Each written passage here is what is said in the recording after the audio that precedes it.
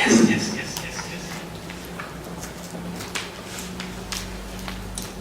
The last two topics were dealing with faith. And then as I was preparing for this week, I thought this would be part 3 because we did 2 weeks on faith. Belief versus faith, and then faith is works, or faith and works are the same. And I was kind of working on that again and ran into something that we will talk about today because it has been on my mind for quite some time. And what it is that it's kind of a little challenging when I'm teaching week after week and we're talking about healing consciousness, we're talking about healing school. And the situation is, I think you will agree, is that generally when people come to sessions like this, and especially people who are in the older age range, and they're not teenagers here, are working on something kind of specific to conditions, more with the body.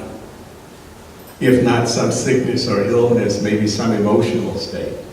If not that, perhaps some, dealing with that plus or dealing with relationship issues, forgiveness and unforgiveness, and we could go on and on and on. But when I am teaching, it sounds like, and it seems like I'm teaching from that perspective only, healing sickness, healing conditions, healing so forth and so on.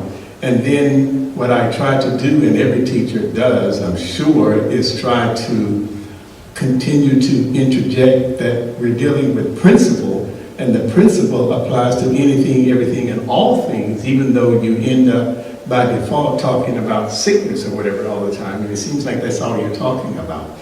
And that's up to the student, is to take that and apply the principle and apply it to all things. But when you're teaching it, it seems like you're focusing on that. It can. And then to the challenge in that is that there are some people who are dealing specifically, even though you're using the principle, they have a need to know specifically, can you pinpoint and tell me, how do I apply this to my material needs, my financial needs? I got that going on, but I got this going on too. I have this sense of urgency about some monetary need, or I need to make a shift and change in my housing. I have a house, but I want a better house. I want to move. I don't have a house at all, or whatever, having housing issues on different levels, not only from a lack standpoint, but just wanting to upgrade and improve. And transportation, hey, I'm trying to change my transportation issue here. I have no car, or I want a better car. I'm having, you see what I'm saying? So this all resolves around one single word for many of the people who are dealing with it from a problem, and that word is what? Money. Would you agree? It takes money to handle those particular things in life. So we want to spend at least one solid lesson being specific and clear that we're talking about money consciousness. A lot of that could be the foundational problem behind the sickness in the first place. And you never know how that ties into the high blood pressure and unforgiveness and not speaking and get out of here and I'm leaving and I'm, Am I right? Yes. Right. So let's go ahead and say lay aside every weight. So let's deal with this weight. And so my topic is money consciousness heals what? Poverty consciousness. Wow. Money consciousness heals poverty consciousness because, when you're dealing with these material needs, provisions, and all of those things that I mentioned and more, whatever your issue is that you're trying to manifest in life, take care of in life, that's tied into the need for money to resolve it, then it's coming out of the wrong consciousness. Because if you got the money consciousness, then you wouldn't be having the problem. So the opposite of money consciousness is poverty consciousness. And when you develop and build money consciousness, poverty consciousness is automatically eliminated, removed.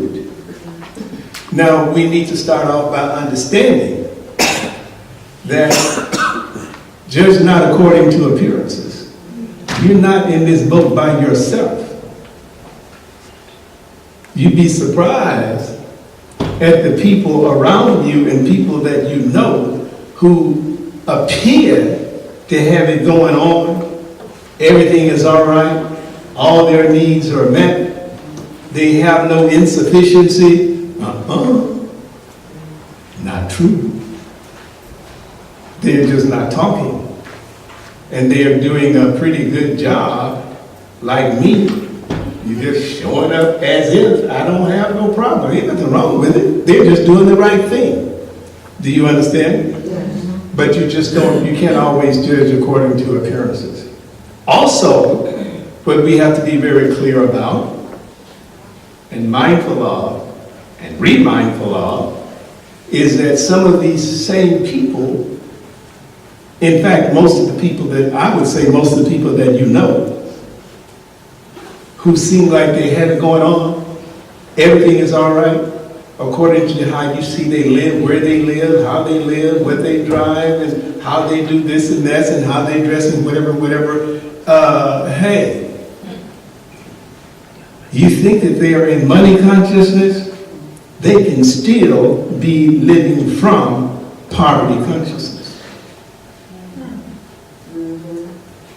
How can you tell? Oh, listen, visit, have breakfast, get a little closer, and you'll find that many of them speak from the same level of lack, need, in want, etc., even though you see all of this, and even though they may have plenty of money in the bank, it doesn't mean necessarily that they are not in poverty consciousness. You want a little bit more evidence? All right.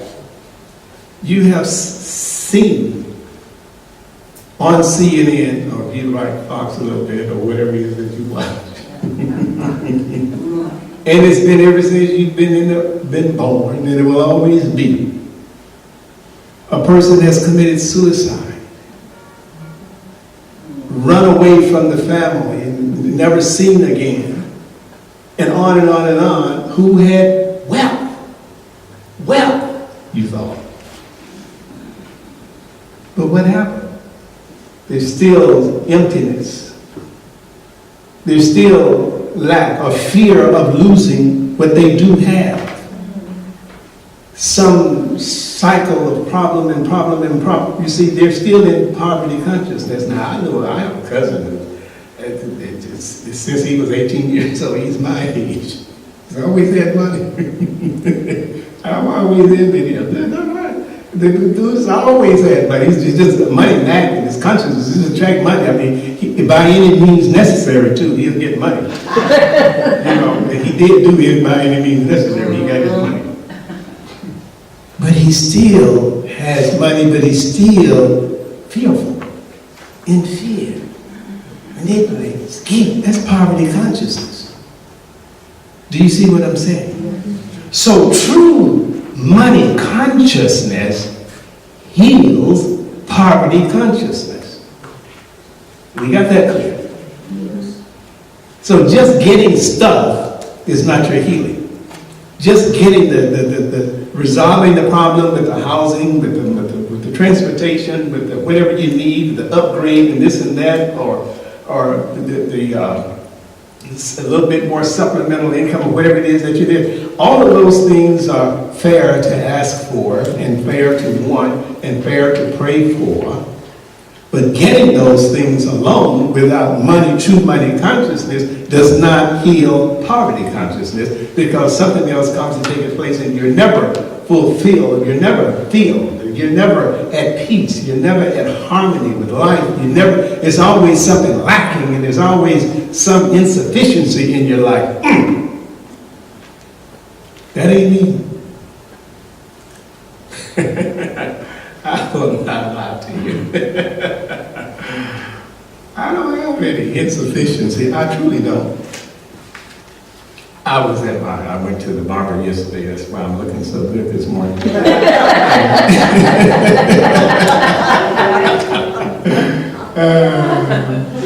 He doesn't know it, but I'm trying my best to hold on to him, but I'm going to have to let him go because my hair, each time, it's just not balanced. Yeah, I just don't, when I leave there, I went to this week because I went last week and I said, oh, I'm just back again because it's still uneven. I didn't want to go back and say, you messed up my hair, you don't know what you're doing. No, I'm just trying to be diplomatic because I'm trying to give him my service as long as I can, but I think this will be the last time. I don't know where I'm going because I hate to go to a barber shop. Gosh. Anyway, he had a stroke some time ago, and the doctors didn't expect him to bounce back from his condition. And now he continues his work, but he's a little compromised. But his base of his clientele still goes there. Let's go to see him, and but it's never balanced. So I just tell y'all and pray for me. I got to move on. Oh, here's the point. He tapped me on the shoulder. He said, "How old are you?" I told him. He said, "You know, as long as you've been coming here, there's something about you." He said, "You just look like you got it going on and you don't let anything bother you. And I just think you just look like if something comes to you, you just dismiss it and turn it." And he said, "Well, how do you deal with stuff, you know, when you're angry and da-da-da-da-da?" Because I could tell that he was emoting, you know. But he was saying what he saw in me, which is what most people say about me. It's the truth. And I said, well, I can just stop you right there and take care of that in a second. I said, you heard of the serenity prayer?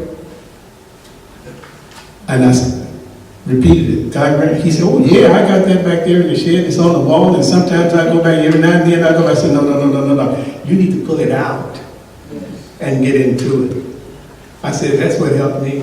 And that's what I stand for. I said, in the last few days, I said, my phone, I looked at my cell phone, it was from a prison, and it went on and on for 4 or 5 days, and I just clicked it off, and I said, that's, God grant me the serenity to accept the things I cannot change. And I said, and this anger that you're talking about, I said, I don't need to know the details, but you're not angry with them, you're angry with yourself, continue to do those same old things with people who are not going to change, and you don't want to accept their will and their choice for their life, and you continue to get caught up in their consequences, and then you turn around and say you're angry at them. No, you should be angry at yourself. That's where true anger is because you won't change and change your perception. And the second line is say the courage to change the things I can. I said the only thing you can change is yourself. How about getting into other people's business? I went on and on, I gave him a little speech. When I got out of the chair, he said, I'm going right back there and get it now. He said, I sure thank you. That helped me. Somebody's calling me. Check on that. So do you see what I'm saying? So I don't know how they got into my consciousness, but you asked for it and I gave it to you. So what we're going to do here is look at your pass out. But we have to understand that answered prayer to demonstrating whatever your material need or the provision need or increase in income, that's not healing. That's an answer. That's healing a symptom for the effect of poverty consciousness. That's not healing. That's not healing. Healing is building true money consciousness. And we're going to see what money consciousness is. Goldsmith said, "My oneness with God constitutes my oneness with all spiritual being and with every spiritual idea or thing." That's a little deep. That's not understood just literally or just reading those words. We're getting into it. Let me read again. And this is building money consciousness, which heals poverty consciousness. My oneness with God constitutes my oneness with all spiritual being and with every spiritual idea or thing. Is healing the idea of separation is where he's taking us to, is that understanding that this desire for some material thing, whether it's in any of those classifications that we talked about where the need is coming from, you got to start off by not seeing things in separation and in isolation and all of that stuff. That's a spiritual idea. I stand at the door and knock. Oh, we've talked about this over and over and over. Behold, I stand at the door and knock. That need that you're working with or from is a spiritual idea that is visiting your mind. It is time for it to be realized. It is time for it to be manifested. It has nothing to do with your want and your lack and your this and your absence of. No, it knows what you need and what you're ready for now and what's missing in your life and what needs to be linked up to this for you to be fulfilled. No, you're not asking for it. You are accepting it. You are claiming it. Stop asking and continue to claim and accept. So when the need comes, thank you. Lord, I thank you. You don't move over. I need a car. I need a house. I need some more money. I need this. You don't. No. Thank you. It's an announcement that is here waiting for you. It is there to be materialized through you, manifested through you, demonstrated to you, for you to use.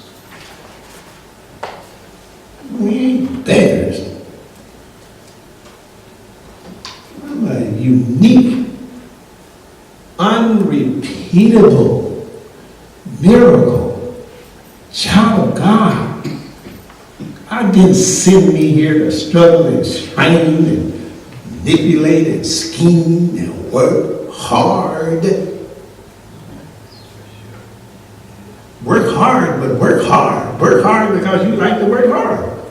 Some people like to work hard. I don't want that kind of a job. I want that. Why do you want to work? Because I like to work hard. But that kind of working hard is healthy. But the other kind of working hard, struggling and carrying on, you're not here for that. Right here, my oneness with God. Get into the oneness with God. You are already one with the thing that you desire. My oneness with God constitutes my oneness with my stuff already. When the need shows up and the desire shows up and when the notice comes and when somebody comes thinking that they're coming to force you to do something, no, you ain't coming to force me to do nothing, take nothing, do nothing. It's just time for me to have that and time for you to have it through me. Like, come on, stop. No pressure, no stress, no strain. If it's time for you to move, place is already there with your name on it. If it's time for you to move into a new vehicle, it's sitting there. If it's time, if you need $500 or $5,000 or whatever it is, it's already sitting there. You just shut up and listen for it when it calls. And be ready for the next step, the next connection, the next move. There's a divine conspiracy going on in the heavens of the mind. And you're online. How many times have I said it when we forget it when the meeting comes? You got to have it in 30 days and just have gone crazy. Forget it. I am a word peculiar. You need to look up the word peculiar in the Bible and see if it ain't in there. Cause you a peculiar people. That's what he said. Am I right? Yes. Well, then how come we don't continue to act like that in the time of need? So whatever I'm saying, what I am saying is that I need you to stop right now and let's give some thought to things in this realm of life, away from the sickness in the body, because you see, this could be the underlying thing to some of those sickness in the body, and the sickness in the emotions, and the sickness in broken relationships, and the sickness right here is the poverty consciousness, because that's why a lot of people are killed. A lot of relationships and marriages and families broken up, and a failure in business, and can't keep an employee, and people are running away. It's poverty consciousness, and you don't see the relationship to it backing into money. You're trying to say something? Am I in order to ask a question now? It depends. We might tax you if it's not. No. It really is a question. I know. But sometimes y'all take us to court later on, so we have. I'm sorry, but was I not supposed to speak? That's what I was asking. Go ahead. I want you said stop asking and accept. Can you open that up? I'd love to. For $100.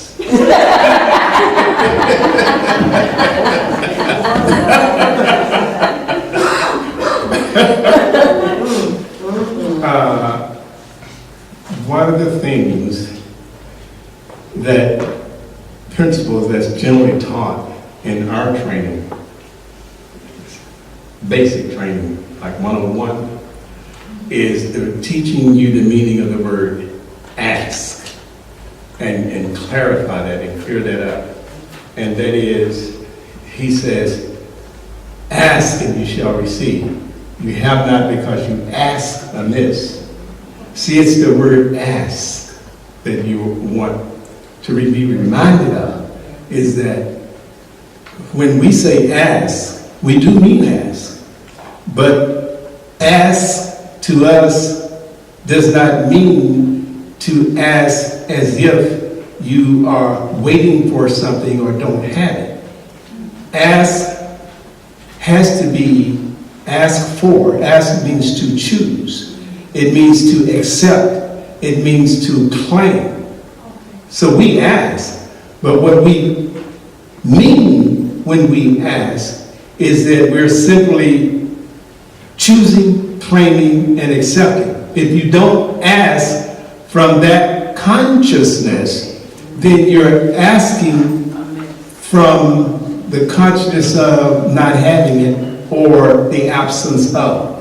yes, I got it. And so if you're asking from the absence of or not having it, then there is a contradiction when you say, I already have it.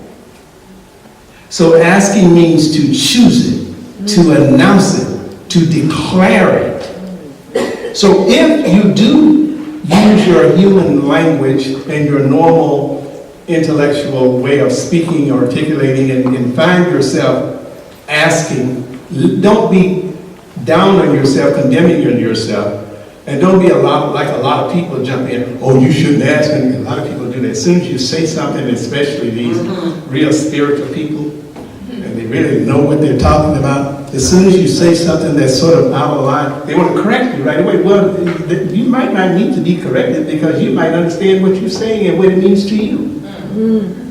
But don't say this, say that. Get out of my face, please. I don't do that to you. A lot of times I hear you say something, I don't jump in and correct you all the time. Because I don't know from what consciousness you are speaking and what you mean when you say that. But I'm just saying is that when you're asking, just make sure that the feeling that you have is not from a feeling of not having it, waiting for it to come. Is to announce it and to declare it. Ask and you shall receive. Claim it and you shall receive. Get it. Ask it. Okay? So, that Goldsmith statement there is heavy. My oneness with God constitutes my oneness with all spiritual being and with every spiritual idea or thing. So the spiritual idea or thing is not separated or different from the spiritual being, with all spiritual being and with every spiritual idea or thing. So you go back to the understanding of principle is that when the idea comes to you or there's time for a need to be manifested or fulfilled in your life, it's a spiritual idea. Where did the idea come from? It's not coming from your want. It's not coming from your lack. It's not coming from your not having it. Start there and let it come. Let it come on through. It comes with its own design and its own way of manifesting and materializing in your life. It is a spiritual idea. You need this car fixed. It's going to cost $700. Now, some people are in really serious situations with a situation like that when they have no credit card, they have no money in the bank, they need to get to work, depend on this card, and all stressed out. Yeah. Chill out. That's a spiritual idea. Don't see separation. Now let it show up. Well, the problem right there is that, use that example and apply it to housing. You need a house. You need $30,000 for a house down payment. You need this or that. Same thing to God. There's no difference in providing that $700 for a car repair and the $30,000 for a down payment for the house, or whatever it is, or $10,000 to go get this medical procedure to get another tooth in your mouth, take the other one out, whatever. There's no difference when you're dealing with the principle, when you're dealing with God. Where is the problem? Money. You're seeing money as the wrong thing. You're coming and trying to get the money instead of going back to building, staying in the moment and in the attitude and in the feeling and the belief and in the faith of money consciousness. Go back to money consciousness, go back to the divine, go back to the starting point, go back to the source of the idea. Where did the idea come from? It came from the bank. The source of all. It came from the department of money consciousness in heaven. They got different departments up there. All from the same unit, but different departments. Knock, knock, knock. Yeah, I'm looking for money consciousness. Go down the hall and turn left. You're up there in the upper room. Different departments of life. The problem is that we are praying for the money, the $700. We're praying for the $30. Well, who the heck told you? See, that's the problem right there. The limited God. Now it's got to come that way. You're expecting to go get the $700. Now, you know exactly where it's going to come from. Uncle so-and-so. Credit card. Think about how this particular person now is going to go get this $700 need for this car right now. They're trying to figure it out. I don't have no money. Maybe I can get a credit card. Maybe I can call my mom. Maybe I can, Well, who told you that it had to be repaired by that way? Who told you that you even need to repair the thing in the first place? Who told you? How come you can't accept that there's a possibility that a whole new car is going to come replace that if you shut up and get out of the way? Or who told you that the car repair person himself or herself might have you drive off without even having to pay anything? You don't know yet. Hasn't happened things like that happen? You just don't know how this is going to be resolved.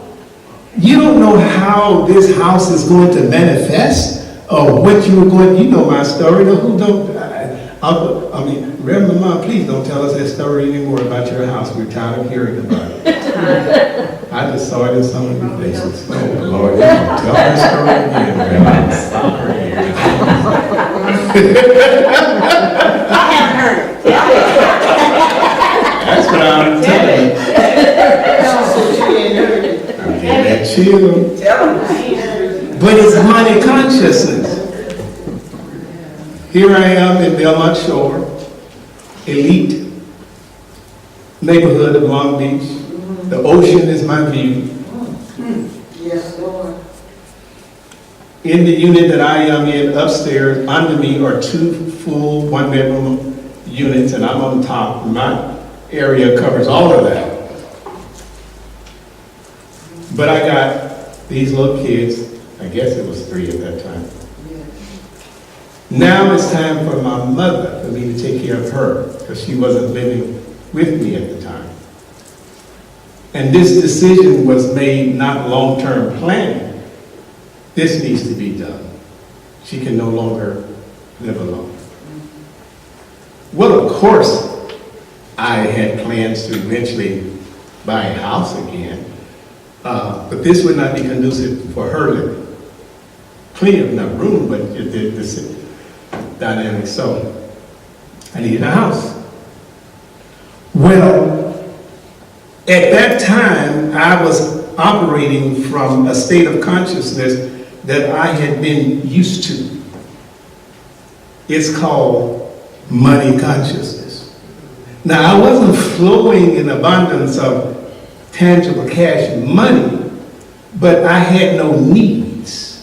My life was sufficient. Do you understand what I'm saying? But I didn't have enough money to go buy a house. Well, money consciousness for me had meant for a long time, and fortunately, and I'm so blessed that I had it at that time, when I knew that all I had to do was be still and know that it'll happen. Why would things stop happening for me that way? In short time after the need arose, I get a telephone call. Do you see what I'm saying? That's money consciousness. If you start saying, my credit has to be this, I need it. In order to get a house, you got to have these many thousands of dollars. But you got to do this and you got to do that, then that's what you got to have. And life will produce that. And will set you out on a course to put those things in order. Because you have limited God. You have told God, this is the way I want you to work. According to contemporary standards. According to the norms. But you have, then you take a break from your spiritual consciousness and think like normal people. Ain't nothing wrong with that if you want to be normal, but I don't ever see myself as normal. I've always seen myself as being peculiar, different, strange, hearing things.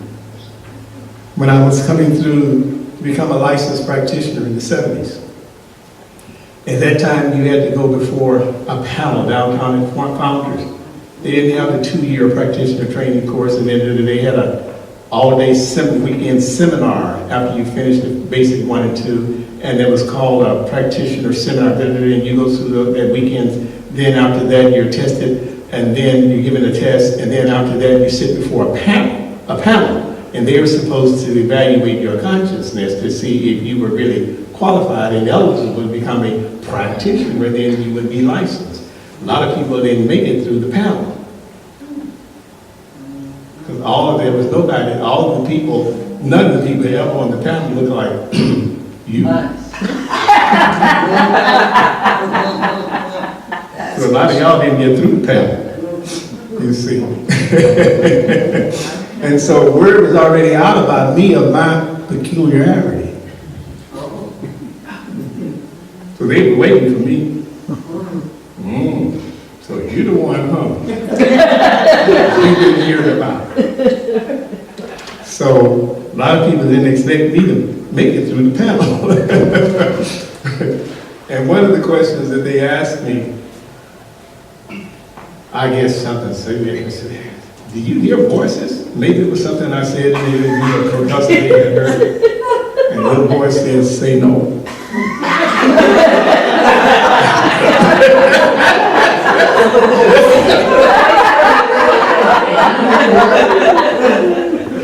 I said, yes, they were eliminating me. I said, and the voice said, say no. I said, say no. I said, no.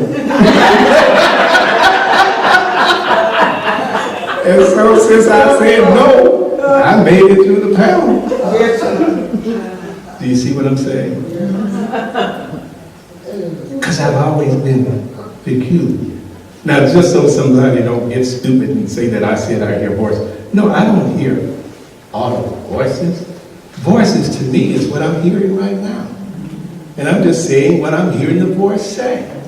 There are thoughts, the silent thoughts of my mind.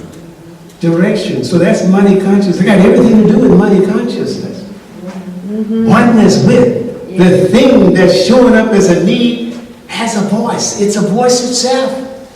But the voice is a universal voice that everybody who is online is listening in. Yes. So Pat Kenny was online and she was listening in. She was one of the top sellers in real estate here in View Park, Baldwin Hills. That's where she lived. And Pat Penny Realtors was a sign that you see everywhere around LA, this part of LA, for years. But she was a follower. And she was a very dear close friend, as some of you are and have always been. See, I have friends. A lot of the people that come along with me are not just students. We kind of kindred spirits, brothers and sisters in Christ. Yes. I have church members who never signed a card.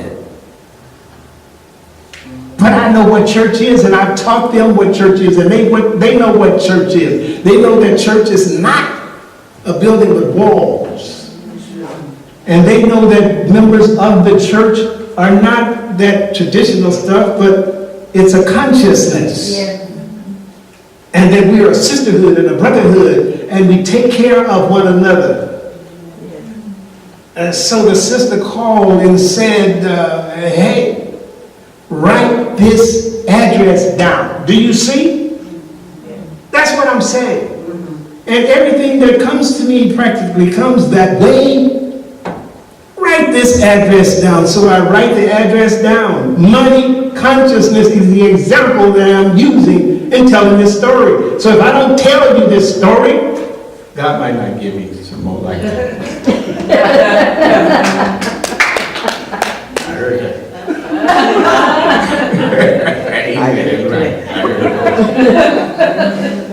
Write this address down. So I wrote it down. She said, go look at this place. She said, I just got a call. Did you hear what I said? I just got a call. How come you just got a call? Because I have a need. That's why you just got a call. Spirit that moved on this woman, and the way this woman got Pat Penny's name is by calling around and asking for help in finding somebody to sell her house. And this person gave her Pat Penny's number. Do you see the circuitous way it comes around? You don't know what God is doing? Shut up! Yes. Here you go, brother, trying to get the money. Well, if you need the money is going to be set up somewhere.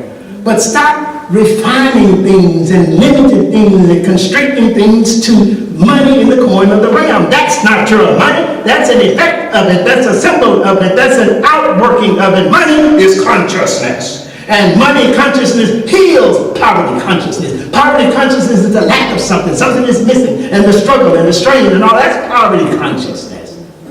You can still get the same house or something better through poverty consciousness. When I got a 20%, 30% loan, you can still get it. Or go get a $15,000, $30,000 second to get it, you can still get it. But it's poverty consciousness that got it. If it's money consciousness, ooh, you just don't do things like normal people. So, here she called. She said, I just got a call and this woman needs to sell this house. Well, the woman wasn't even in the house anymore. The house was empty. The woman was in another state. She got up and left hurriedly. Why? Because her husband had died. They were a young couple. He had contracted some form of cancer that took him out real fast, and they had gotten into the house and refurbished it and upgraded and done all this work and whatever. And she just couldn't stay in the house anymore. And she left without taking care of the business of selling the house. Now, in absentia, she wants someone to take care of it for her. Do you see? Your stuff is sitting there. Your car, your house, the money that you need, it doesn't matter. From money consciousness, shut up, chill out, be still, go to your source. Remember that you are one with the need. The idea has shown up only because it is time to be realized in your life. It wants to show up. I stand at the door and knock. Let me come in. Anyone who opens the door, I will come in and sup with him. I'll tell him what to do. I'll tell him where to be. I'm working on stuff. I got something already set up for you. That's what the need is. Money consciousness. If you need money, the money will be there. It will show up. But what is money? Get out of your mind that it's something, that's some check or some gift. That's not money. It's a means. A means of exchange. Isn't that what money is? Come on. You say, go and tell me the story. I'm teaching. Shut up. Go try this. Oh, Jesus. And so I get in my car and I drive to go look at this house. As soon as I go in to get nearer and nearer to this tract, I'm familiar with this tract. I've been in and out of this tract of homes. Oh, my niece lives in this tract. She lives in this tract. So I get to the street and she lives around at the end of the corner down the street. I said, whoa. So I look at the house and I say, I'm in judgment and I say, I don't think this house is going to be like that. So I called her back. I said, Pat, I don't know if this house, because I'm 3 kids, me, mom. She said, I'll be right there. She gets in the car, drives down, because she has the code to unlock the lockbox. We walk in the house. She said, where does this door go to? Where does this door go to? Where does it? We could start going through the house. It's much larger on the inside than it appears on the outside. Yes. Not only that, we said, where does that door go to? Open the door, it goes down, and there's a basement that covers the complete floor plan. Not only, usually we say basement, you look at a corner, yeah? Complete floor plan. House under a house. Deep back. So what happens was money consciousness. Pat said, you like it? I said, yeah. It is yours. So I go back home.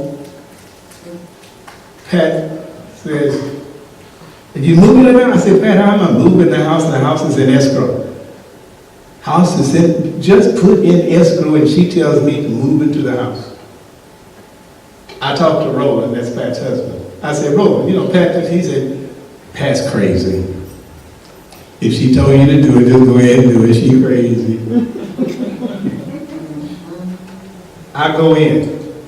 Now, the money that I would have paid for the upcoming payments for where I was, I took that money, not having, and put in and just went and put in a new landscape back in front. I started getting concerned. Pat, you haven't told me how much money I'm going to need to move in this house before I spend any money. She said, did I tell you you needed any money? Did I ask you for any money? See, what you have to realize is that was not her speaking. Who was that? She was being used. You have to realize that God will use people and will take over their minds and do stuff through them that is unusual. That's your money. Touch their hearts.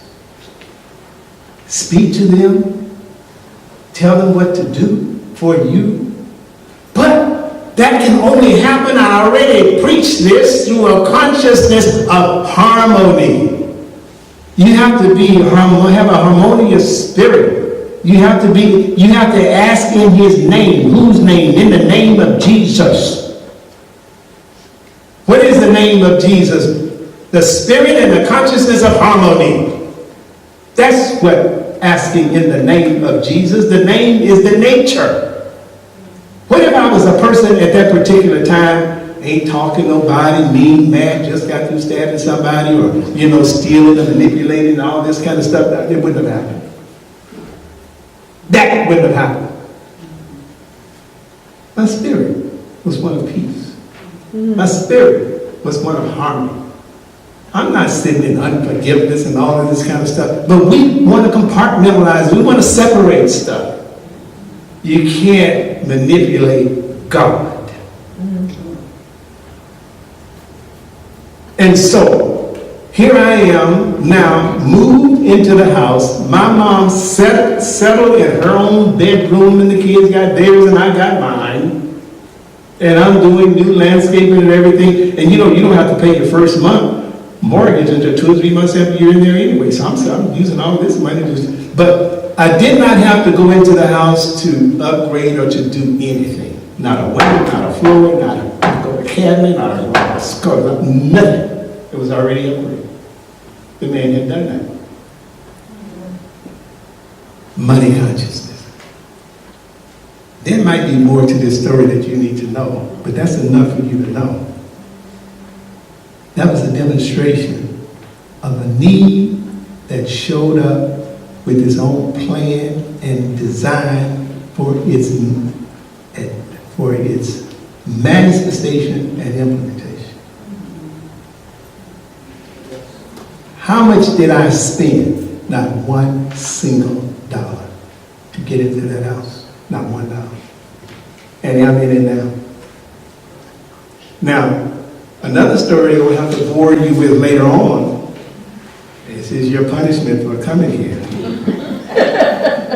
It's what happened 4 or 5 years later when I had my mortgage payment cut in half under the home loan modification plan. When I knew many people who couldn't get it. And when I went to get it, I was denied and rejected until I changed my clothes. Changed my clothes, I changed my consciousness.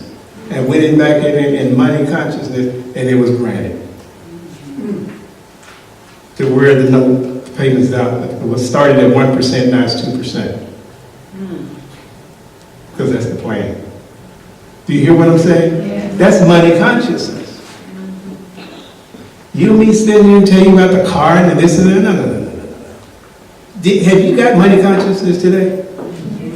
And realize and understand this, that you will continue to see on network news where somebody has committed suicide, killed themselves, ran out from their family, this and that, whatever. But they have millions of dollars. So money is not having money. But they're still in want, in lack, in need. And here you are, far more happier than they could ever be. So I'm saying is that with me and what I have is certainly not equal to a lot of people that I know have. But I know that some of them, and I know personally, don't have what I do have. And that's peace of mind. And a sense of fullness. With no emptiness, no lack, and no need. Yeah, I want some stuff. I want a bigger house. I want a better car. I want more money. I want to do this and that. But I'm not wanting it from some sense of lack and need and don't feel this because I don't have it and some urgency is coming. Whatever it is I want, it will come in due time, and God is working on it. Working on some people, working on some systems, working on some things to change, and He's moving stuff around and this and that, and some people are getting their craziness out of their mind so they can come on and do what they're supposed to do. Some of you understand what I'm saying? Did you catch that? The same is true for you. Why should it be any different for you than it is for anybody else that you see who've achieved this and that? That's how it worked for them. Most of them. And some of them got that way through poverty. Remember this. And some of them got there through poverty consciousness. You can have all of this stuff and still have poverty consciousness.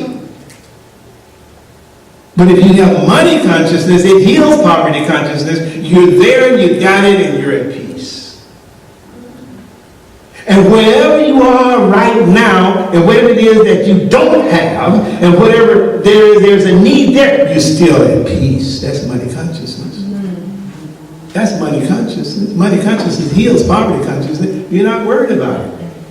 You can keep on driving this car. It's running, but it ain't what you want. Stay in money consciousness and still want the car and see what happens. You can still be living in this space, but you want more and you want bigger. Be at peace with it. Love it. Be grateful for it. Just get happy for it. Bless it, bless it, bless it. Bless the hell out of it. Love it. And see what happens.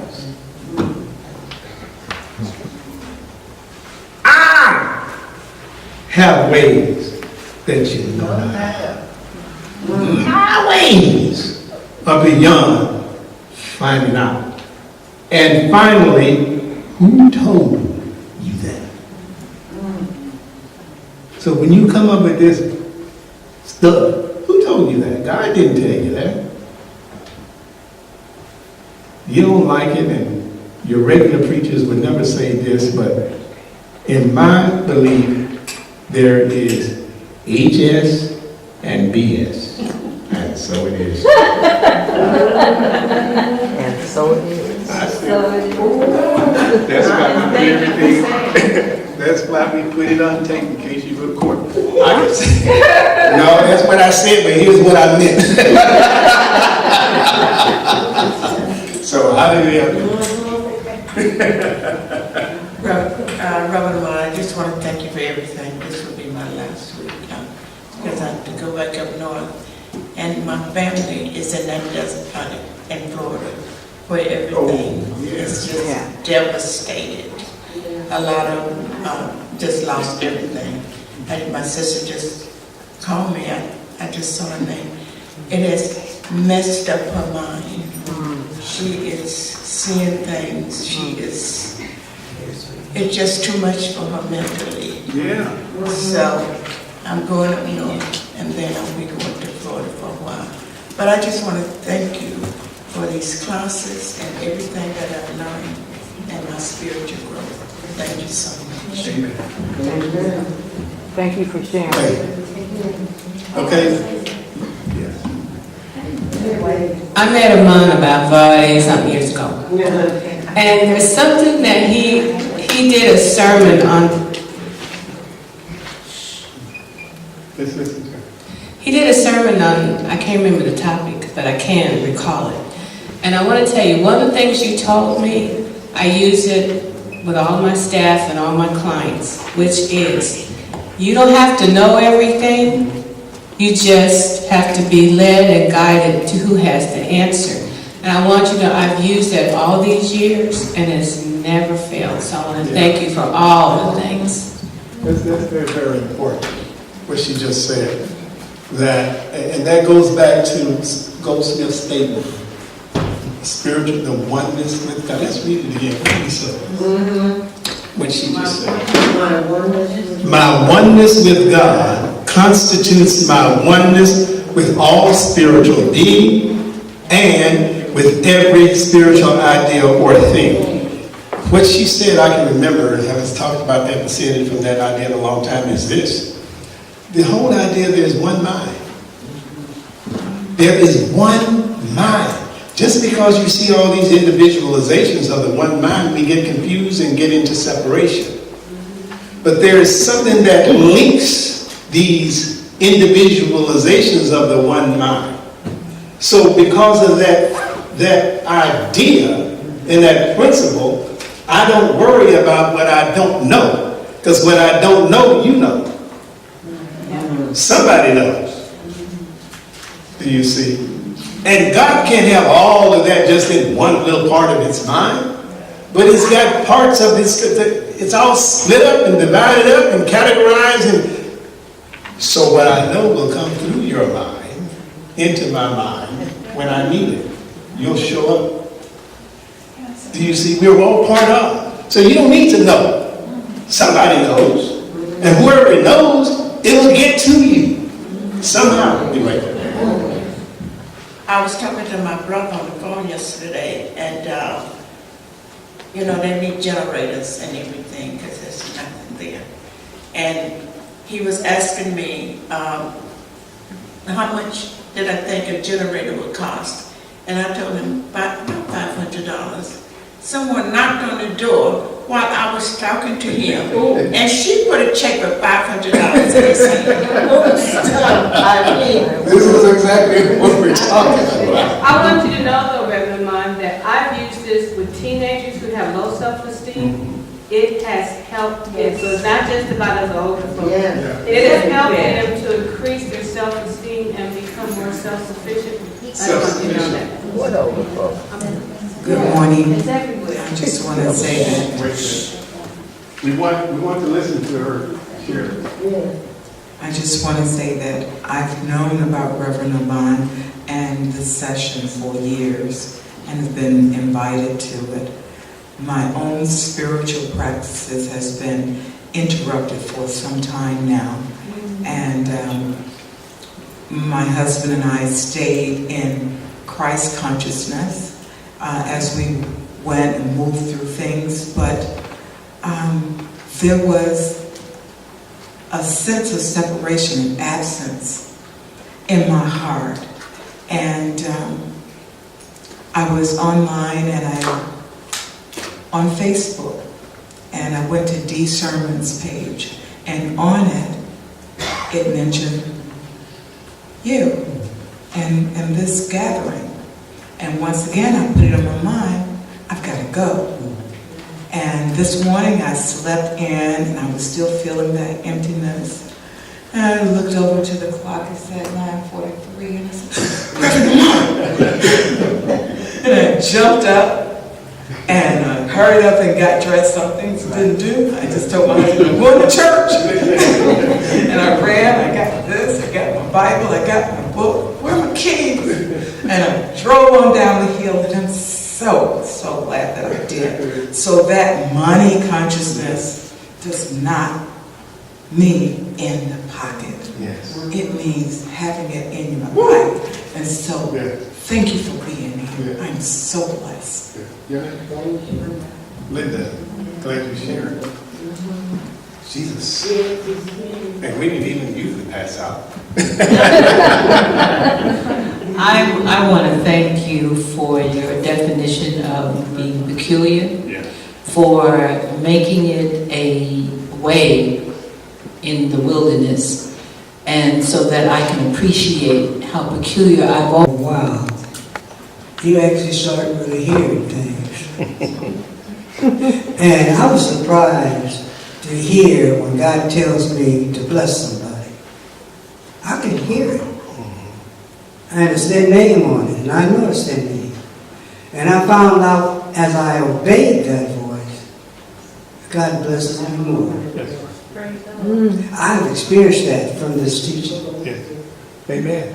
It does work. Yes.